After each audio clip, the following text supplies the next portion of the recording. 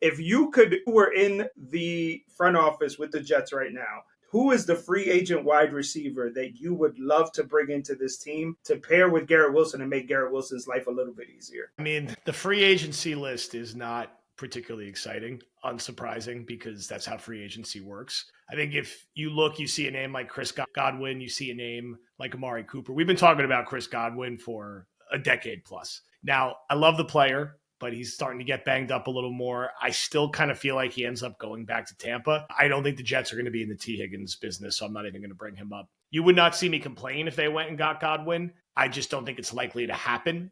Amari Cooper had some signs of being kind of washed late last year. I don't know if it's the time to pay him right now. And I think it'll be telling if Buffalo lets him walk. So I'm not in a rush to overpay for the name there.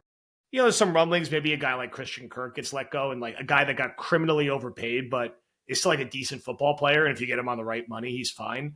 Kind of interested in him. I mentioned this today on Twitter.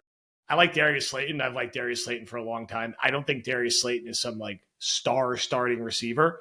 I think he's a professional. I think he could chew up a bunch of reps. I think he could have 600-700 yards. I think he's played with a lot of bad quarterbacks and still been productive. And if he stays healthy, like he'll be cheap. He can plug right in and be a complimentary player. And you kind of keep it moving. Tim Patrick will be a name you hear a lot. I like Patrick's upside. There's a lot of injury concern there. He'll be strongly considered. He's comfortable with the offense. When he's healthy, he can be productive. He's a name we've also talked about a lot. I'm keeping an eye on Patrick and Slayton in particular, unless they're going to do the surprise veteran trade move, which I wouldn't fully write off.